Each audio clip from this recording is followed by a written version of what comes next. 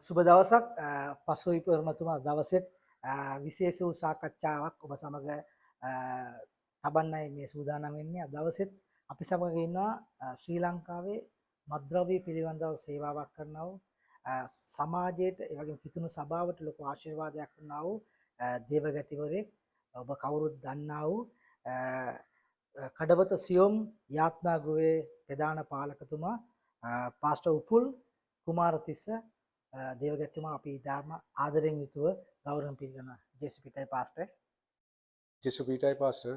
Pastor දවසේ අද විශේෂ වැඩසටහනක් කරන්න සූදානම් වුණේ ඔබ සමග. මේ ලංකාවේ මත්ද්‍රව්‍ය ව්‍යාප්තක වෙලා තිනවා. ඔබ දන්නවා ලංකාව පුරාම මත්ද්‍රව්‍ය කුඩු හෙරෝයින් වෙනත් වූ කියන්නේ අයිස් වගේ නොයෙකුත් කාර මත්ද්‍රව්‍ය තිනවා. මේ මත්ද්‍රව්‍ය තුළ ලංකාවට ගොඩාක් ලොකු බලපෑමක් සිද්ධ වෙලා තියෙනවා මේ සමාජයට තරුණ ප්‍රජාවට. දේවගතිවරයෙක් වශයෙන් රටේ තියෙනා වූ මේ ප්‍රශ්නෙට ලොකු විසඳුමක් ඔබතුමා කරනවා. ගොඩක් පාලකවරු කරනවා.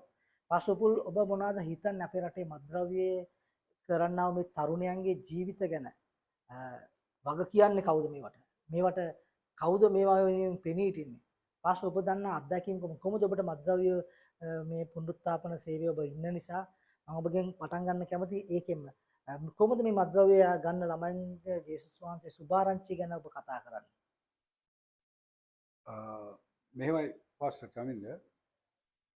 දැන් ලංකාවේ මත්ද්‍රව්‍ය කිව්වාම දැන් මං හිතන්නේ වර්තමානයේ මත්ද්‍රව්‍ය අපි හිතා ගන්න බැරි දැකලා නැති මත්ද්‍රව්‍ය ඇවිල්ලා තියෙනවා.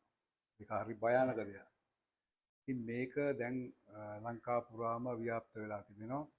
නමුත් මේකට බොහෝ දෙනා කතා කරනවා. බොහෝ දෙනා කියනවා අපි මේක දැන් වැඩ පවත්වනවා. නැත්නම් අපි මේකට යම් ක්‍රියාමාර්ගයක් ගන්නවා, වැඩපිළිවෙලක් කරගෙන යනවා.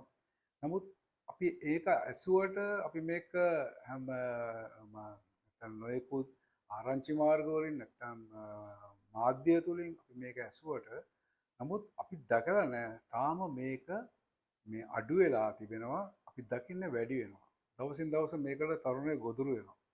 දවසින් දවසට දැන් අපි විශේෂයෙන් මම දකින දෙයක් තමයි අවුරුදු 13 ළමයි මේ අයිස් වලට බැහැලා තියෙනවා.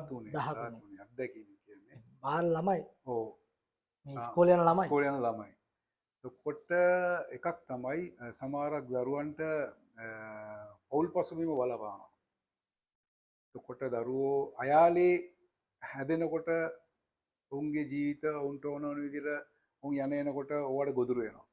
ඒ නිසා වයස 13 දරුවෝ ගොඩාක් මේවට ඇබ්බැහි වෙලා ඉන්නවා. උන් දන්නේ නැහැ මොකද්ද මේක කියලා. නමුත් උන් දකින දේ උන් ගත කරන්නේ උන්ට ඇසුරටපත් වෙන්නේ එවැනි සමාජ. දැන් එවැනි සමාජ තුල ඉන්න අය තමයි මේවට ගොඩාක් ගොදුරු වෙලා තියෙන්නේ. දැන් ගෙවල් වල දෙමව්පියන්ගේ යටතේ රැකවරණය ලබන දරුවෝ මම හිතන්නේ 17 18 16 ඒ වගේ තුල තමයි සමහරක් අය මේවට ඇතුල් වෙන්නේ.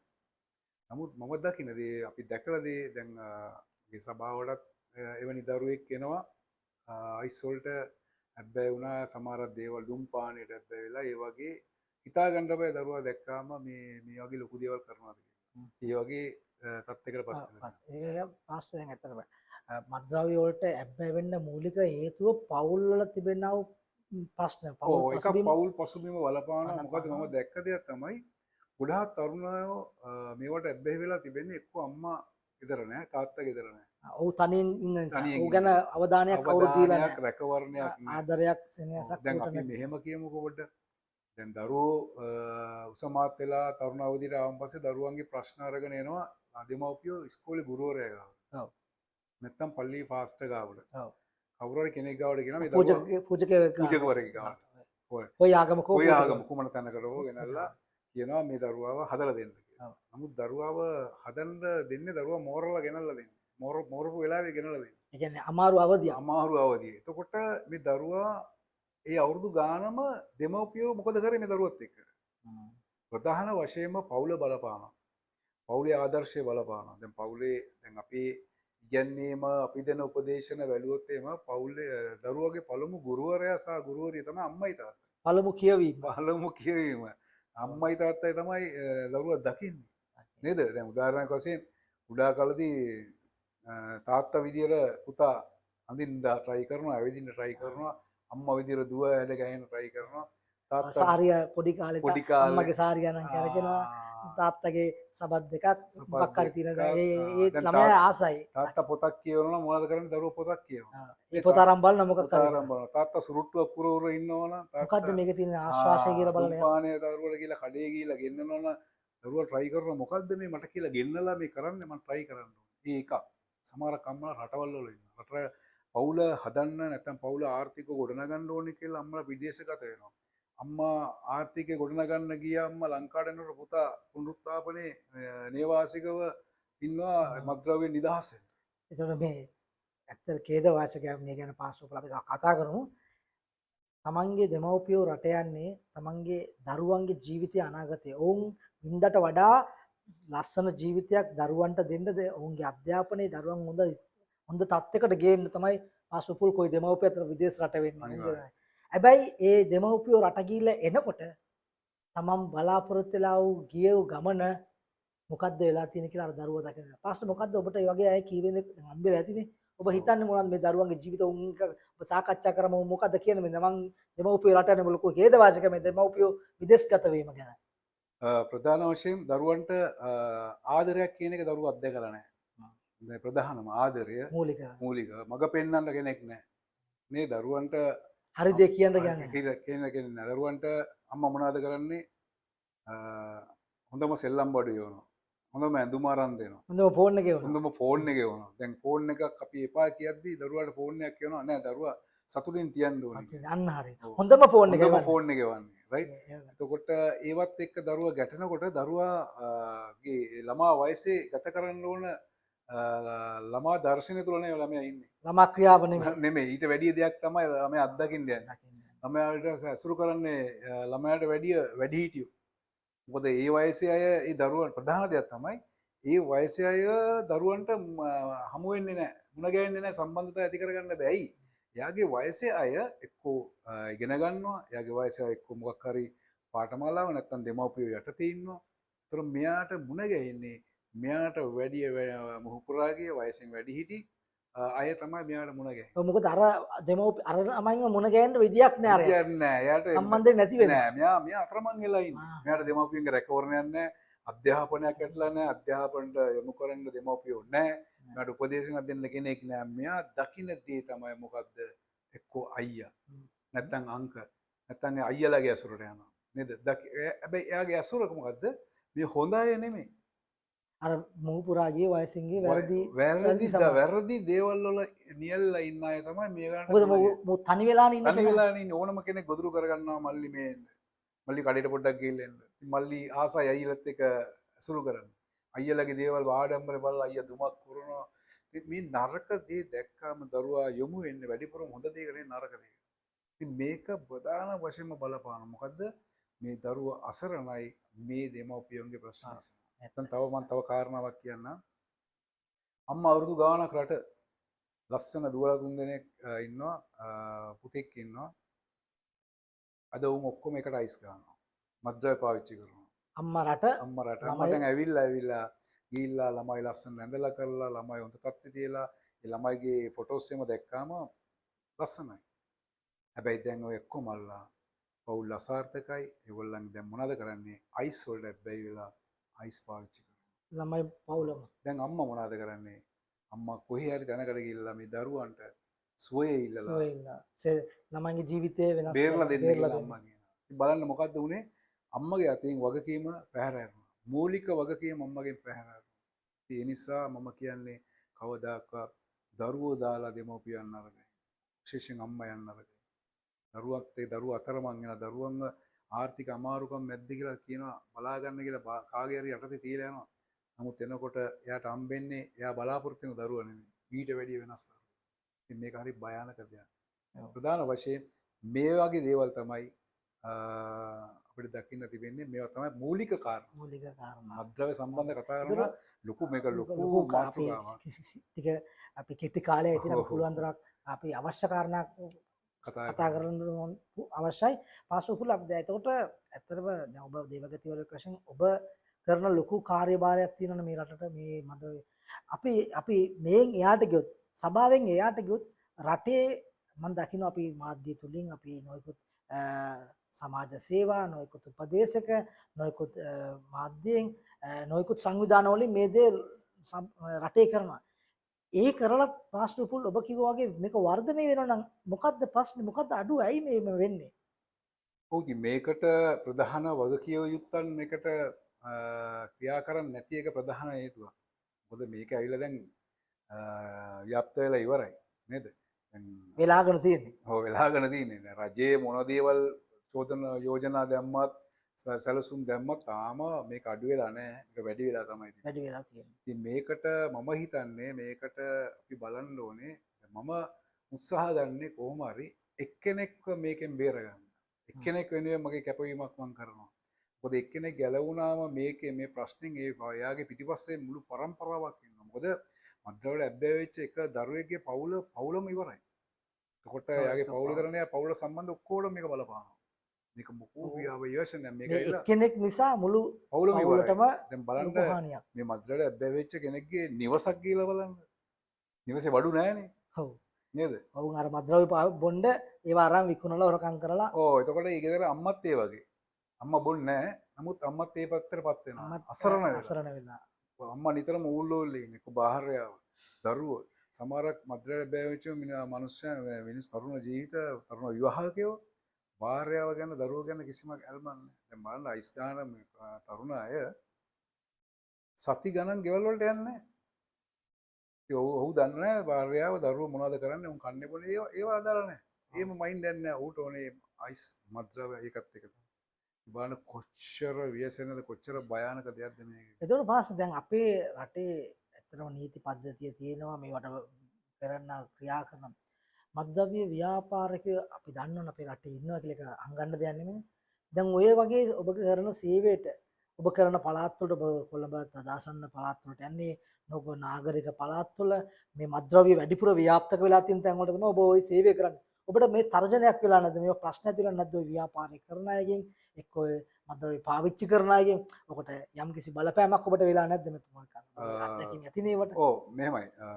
දැන් මේ වෙනකොට මට එහෙම බලපෑමක් එහෙම කිසි දෙයක් ඇති වෙලා නැහැ. මොකද සමහරක් අපි වැඩ කරන පිළිවෙලක් තියෙනවා. එතකොට අපි වැඩ කරනකොට සමහරක් අපි මූලිකවම අපි අරමුණ තමයි මිනිස්සෙක්ව සම්පූර්ණයෙන්ම ඔව් ඉන්න ස්වභාවයෙන් වෙනස් කරන. ඒක වෙනස් කරන්න පුළුවන් මං හිතන්නේ මම සේවය කරන මම නියෝජනය කරන ක්‍රිස්තුස් යේසුස් වහන්සේට ඇර කිසිම කෙනෙකුගේ ජීවිත පරිවර්තනය වෙන්නේ නැහැ. මොකද ඒකට ප්‍රධාන හේතුව තමයි මම කියන්න. මොකද මම ඇවිල්ලා හොඳට මත්පැන් පානය කරපු කෙනෙක්. දවසට සිගරට් පැකට් එකක් බීපු කෙනෙක්. මාව වෙනස් වුණා නම් ඒ වෙනස් වෙච්ච මාව මොකද ඔය සමාජයේ ඔය හැම ෆීල්ඩ් එක කියන්නේ මත්ද්‍රව්‍ය ජාවාරම් කරන පැති ඒ අස්සක් මුල්ලක් නෑර අසල දැනුමක් තියෙනවා. මොකද මම ඒ පැති වල හිටපු කෙනෙක්. ඒතර මම මේ පැති වල ආශ්‍රය කරපු කෙනෙක්. ඒතර මේ සම්බන්ධව මට හොඳ දැනුමක් තියෙනවා. හොඳ හිවක් තියෙනවා කිව්වොත් අපැත්තෙන් ඒ කතාව ඉවකුත් තියෙනවා. ඒ වගේ හොඳ මේ මොකද්ද දැනුමත් එක්ක මට තියෙනවා මොකද එඩිතරකම. මොකද ඒ වාක්‍ය ගැටිලා තියෙන නිසා. ගැටිලා තියෙන නිසා මම දන්නවා මට ඕන දන්නවා බහින්න පුළුවන් රින් ගන්න පුළුවන් ජාවාරම් කරන අය ඉන්න තැන්වල මම ගිහිල්ලා ඒවට ඇබ්බැහි වෙච්ච අයට අපි උපදෙස් දෙනවා. එතකොට අපි ඒ අයට අපි ආරාධනා කරනවා ඔබ නිදහස් වෙන්න කැමති නම් එන්න අපි ඔයාලට උදව් කරන්න. ඉතින් ඒ වගේ අපි කොහොම හරි බලන්නේ ඒවට ඇබ්බැහි වෙච්ච එක එක්කෙනා අපි ගොඩ දාන්න තමයි අපි try කරන්නේ. ඇත්ත වශයෙන්ම පාස්ටර්පුල්ගේ සේවය ගැන ඇත්තටම මේ ලොකු මේ ලංකාවේ ගත්තොත් පාස්ටර්පුල් අපි ඒ ගැන ගොඩක් සභාවක් වශයෙන් අපි පාලකවරුන් සභාවක් වශයෙන් අපි සතුටු වෙනවා. ඒක ගිය යුතුයි. ඒත් පාස්ටර් තව දෙයක් තමයි. ඔබ කිව්වා වගේ මේක වැඩි වෙනවා නම් අද මද්ද්‍රව්‍ය ගන්න ප්‍රමාණය වැඩි නම් සභාව අතින් මේක ගිලිලා කියලා හිතෙන්නේ නැද්ද ඔබට? ඔබ සේවය කරනවා මම පිළිගන්නවා. තව සේවය කරන පාලකවරු මේ රටේ ඕන තරම් ඉන්නවා මද්ද්‍රව්‍ය. හැබැයි මේක ඒ කරන සේවය ඇති වේද? ප්‍රමාණවත් තියනවද ඔබ හිතන්නේ? නෑ මේක සේවය ප්‍රමාණවත් මදි. මොකද දැන් ඔබතුමා කිව්වා හොඳ කතාවක්. මේක තවත් සභාවල් කරනවද? තවත් අය මේකට සහභාගී වෙනවද කියලා. හැබැයි මම දන්න විදිහට නම් මේවට හැමෝම අත්දාන්නේ නැහැ. ඔව්. මොකද මේ සේවය හරි අමාරුයි. අමාරුයි. අමාරුයි කියන්නේ මේක හරි දරා ගන්න ඕන එකක් මේක. මොකද අපි උපදේශන දෙන අපි යම් කෙනෙක් මේ මතින් නිදහස් කරනවා නම් අපි ඔවුන්ගේ ගැටෙන්න ඕනේ. ඔවුන් එක්ක නේවාසික පුනරුත්ථාපනය යොමු කරලා අපි දේවල් කරන්න මූලික පියවර තබන්න ලේසි නෑ. කෙනෙක්ගේ මනස වෙනස් කරලා ඒකට කැමැති කරවගෙන ඕ ඉන්න ඒ අපායෙන් එළියට ගන්න ලොකු වෙහසක් කැපවීමක් කරන්න ඕනේ. ඉතින් ඒකට මං හිතන්නේ හොඳ ඇක්ටර් හදවතක් නැත්නම් මොකක්ද අර කලින් කිව්වා මොරාල් මොරාල් සියල්ල දරා ගන්නවා. දරා ගන්න. ඒක මොරාල් කියන්නේ සියල්ල දරා ගන්න. ඒකට ඔවුන්ගෙන් වැරදි වචන පිට වෙන්න පුළුවන්. අනිවාර්යයෙන් ඔවුන් ගහන්න එන්න පුළුවන්. ඔවුන්ගේ හැසිරීම දැන් හැසිරීම් විලාශය ඔවුන් සමහරක් අය කතා කරන්නේ සිගරට් එක අතේ තියාගෙන.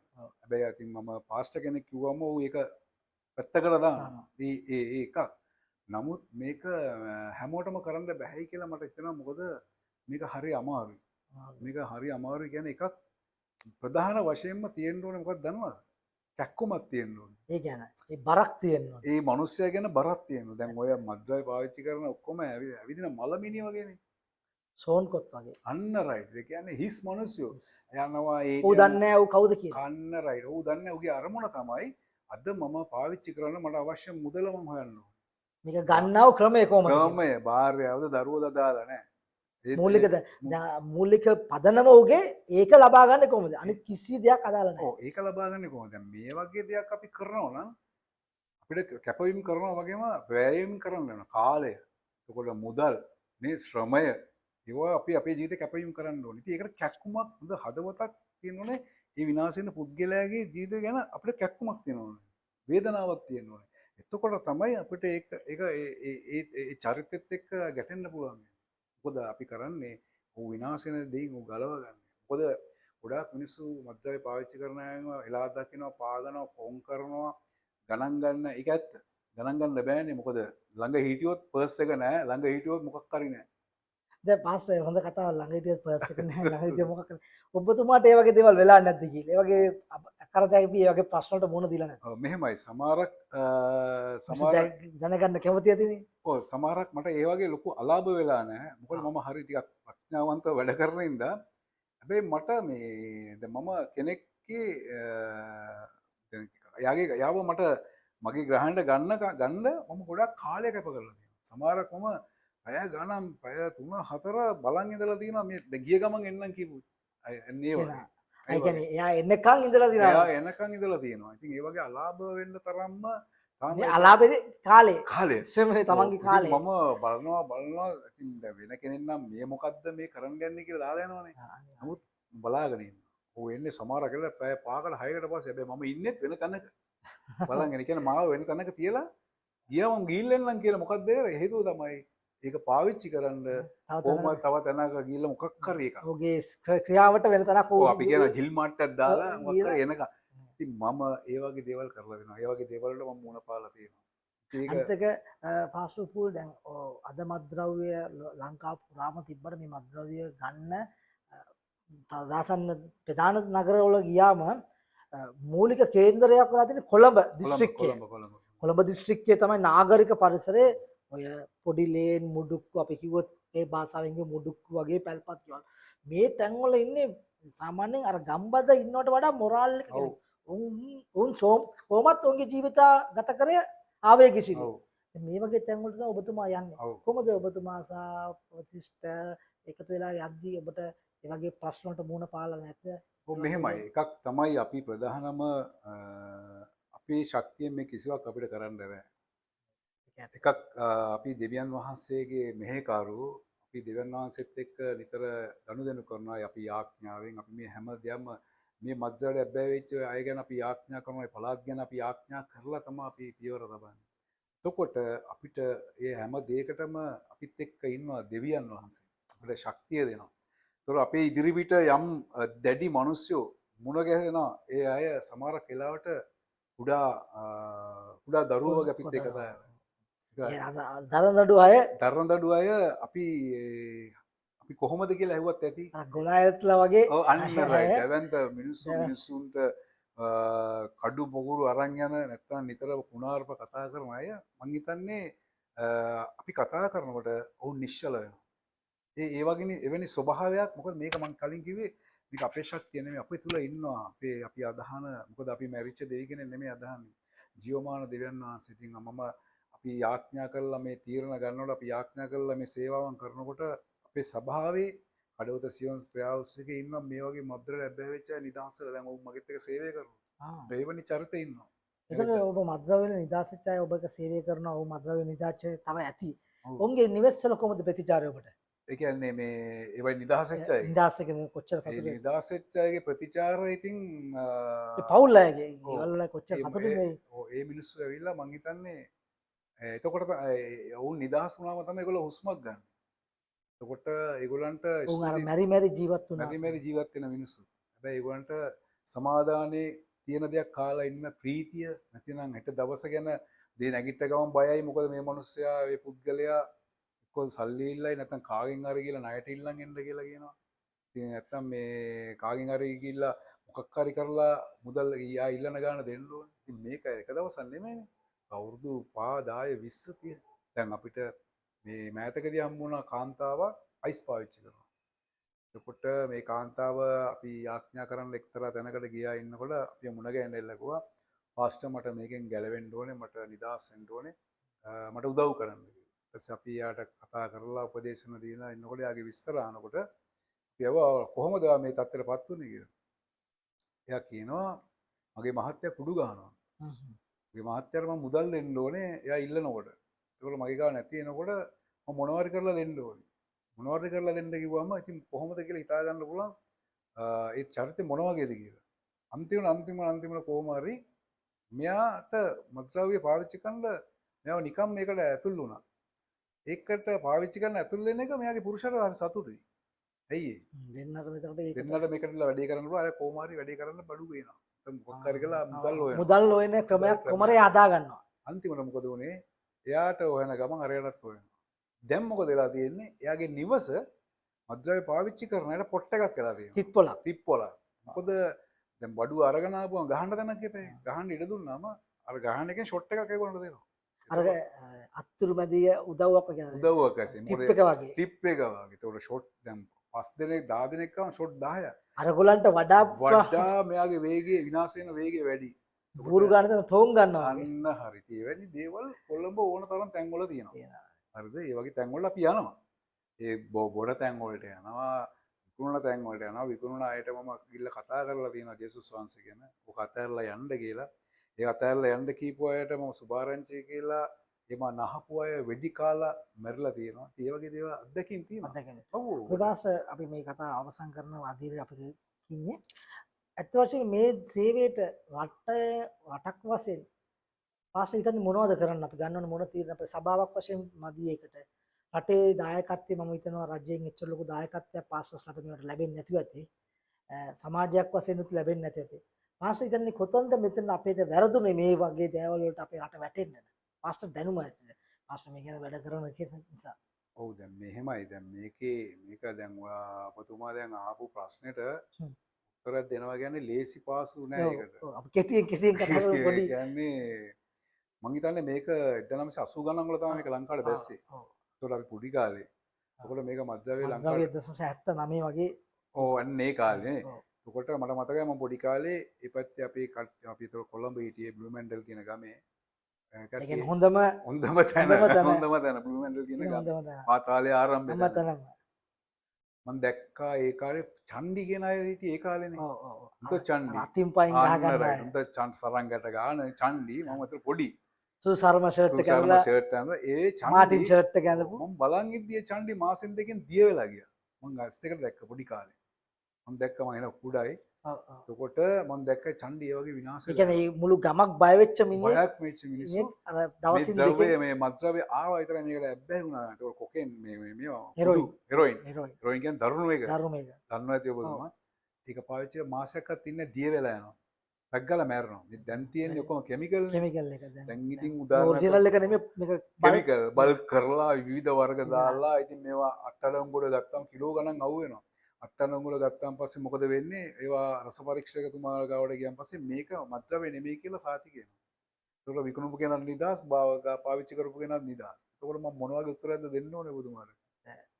පාසුපුල් දෙවනාන්සේ ස්තුතිවන්ත වෙන දවසේ විශේෂ වූ සාකච්ඡාවක් අපි කරා. මම හිතන්නේ මේක මෙතනින් නවත්තන්න පුළුවන් සාකච්ඡා කරන විශාල මාතෘකාවක් කෙටියෙන් එතුමාගේ අත්දැකීම් සහ එතුමා මේ ලංකාව පුරා සහ කොළඹ විශේෂයෙන් කොළඹ කරන්නා වූ මේ සේවය ගැන අපි පොඩි සමාලෝචනයක් සහ සභාව සහ සමාජයේ දැනගත යුතු කාරණා කීපයක් පාසුපුල්ලෝ මම මේ වැඩසටහනට සාකච්ඡාවට සහභාගී කරන එකම හේතුව තමයි ක්‍රිස්තියානි සභාවක් වශයෙන් අපි මේ රටට වෙන ආශිර්වාදය මොකද්ද?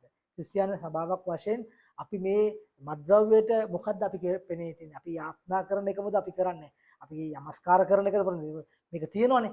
ඊට වඩා එයා සභාවකින්ද ඊට වඩා පුළුල් කරලා පාසුපුල්ල වගේ තවත් නොයෙකුත් පාලකරු මේ රටේ කරන සේවය ගැන සමාජයට පණිවිඩයක් දෙන්න, සමාජය ගත කරන්න. ඒ වගේම මේකින් යම් කිසි කෙනෙක් බලන් ඉන්න කෙනෙක්ට ඔබට නිදහස් වෙන්න අවශ්‍ය නම් ඔබට පුළුවන් පාසුපුල්ල මුණ ගැහෙන කඩවත ඉන්නේ. ඉතින් ඇත්ත වශයෙන්ම මේ ගැන පාසුපුල්ල ඔබට අවසානයේ කෙටියෙන් උත්තර දෙන්න. මේ මත්ද්‍රව්‍ය ගන්න අයට ඔබට තියෙන්න පුළුවන් උපරිම ඉක්මනින් අදහසක් මොකද්ද මොකට මේකෙන් නිදහස් වෙන්න අවස්ථාවක්.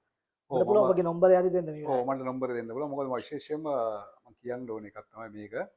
කොළඹ වගේම දැන් කඩවත අපි ඉන්න ඒරියාවල කඩවත කිරිල්ල මේ ඒරියා ඔක්කොම මත්ද්‍රව්‍යයෙන් යට වෙලා ඉවරයි. රයිස් වලින් යට වෙලාම ඉවරයි. රයිට්. ගොඩාක් හැමෝම ගොඩාක් දෙන බොහෝ දෙනා රයිස් වල යටත් වෙලා තියෙන්නේ. නමුත් මම දෙන්නේ පහඬ තමයි මං කියන්නේ යම් කෙනෙක් බොහෝ දෙනෙක් ඔක පාවිච්චි කරලා ගැලවෙන්න උත්සාහ ගන්නවා. මොකද්ද මේ කාලකන්නිකම කියලා හිතනවා. නමුත් තනියෙන් ගැලවෙන්න බෑ මේකෙන්. කෙනෙකුට තනියෙන් ගැලවෙන්න අමාරුයි. නමුත් මම ආරාධනාවක් කරනවා. මම විවෘතව ආරාධනාවක් කරනවා. ඕනම කෙනෙක් යම් කෙනෙක් ඇබ්බැහිීමකට මත්ද්‍රව්‍යයට එක්ක අරක්කු වලට මත්පැන් වලට කුමන දෙයකට ඇබ්බැහිීම කිව්වම පාස්ටර් ගොඩක් දේවල් තියෙනවා. මොකෙකුත් දේවල් තියෙනවා. දැන් අද මත්ද්‍රව්‍ය කාරණාවත් එක්කම කතා කරේ. නමුත් තවත් සබ්ජෙක්ට් තියෙනවා මේකේ. තවත් කතන්දර තියෙනවා මේකේ. මම හිතන්නේ මේකට අපිට A B C D කොච්චරද කියලා කියන්න බෑ. වැඩසටහන් ටිකක් දාන්න කීපයක් කරන්න වෙනවා. මම කියන්න යන්නේ ඕන වෙලාවක සියොන් ප්‍රයාවුස්සේ කියන නැත්නම් මම සභාපාලකවරයා හැටියට විශේෂයෙන්ම අවධානයක් යොදනවා මත්ද්‍රව්‍ය ඇබ්බැහිවුන්ගේ ජීවිත උන්ගේ පවුල් වලට කතා කරන්න උන්ව වෙනස් කරන්න උන්ව හරි මගට ගේන්න උන්ගේ මනස මොකද මේ ඇබ්බැහිවුන්ගේ ජීවිතය අපි වෙනස් කරන්න මනස අනිවාර්යයෙන් ඒ නිසා උන්ගේ ආකල්ප වෙනස් කරන්න ඕනේ ඒක ලේසි නෑ ඒකට අපිට උදව් කරන්න පුළුවන් යම් කෙනෙක් කියනවා නම් මම ආසයි මේක නිදහස් වෙන්න කියලා මම ඔබට ආරාධනා කරනවා මගේ දුරකථන අංකය ඔබට දෙන්න පුළුවන් 076 83යි 86යි 239 මගේ දුරකථන අංකය ඔබට ඕන වෙලාවක කතා කරලා ඔබට ඕන විදියකට උපදේශනයක් හෝ නැත්නම් මේකට යම්කිසි පිළිතුරක් ලබා ගන්නට පුළුවන්. හොඳයි අපි වැඩසටහන අවසන් කරමු. ඔබට පුළුවන් පාස්ටර් උපුල්ට කතා කරන මේ දුරකථන අංකයට කතා කරලා ඔය ඉන්නේ කඩවත ඔබට දිනයක් දාගෙන ඔබ ඉන්න ස්ථානට හරි උට එන්න කියලා ඔබගේ ජීවිතේ නිදහස් වෙන්න. ඔබගේ ජීවිතේ මේ ඔබ ඉන්නා වූ නරකාදීන් මත්ද්‍රව්‍ය ගන්න කෙනෙක් ඔබගේ පවුලේ කෙනෙක් හරි ඉන්නවා නම් ඔබට ඒකෙන් නිදහස් වෙන්න හොඳම කදින අවස්ථාව. ඉතින් පාස්ටර් උපුල් ගොඩක් ස්තුතියි කාලය දෙමින් අපේ වැඩසටහනට සහභාගී වෙච්ච නිසා දේව රාජ්‍ය උදෙසා ඔබ කරන සේවය තව තවත් ආශිර්වාද වේවා. තව තවත් වැඩි වේවා කියලා ප්‍රාර්ථනා කරමින් අපි ඔබගෙන් සමගන්නා ප්‍රජේශ පිටයි.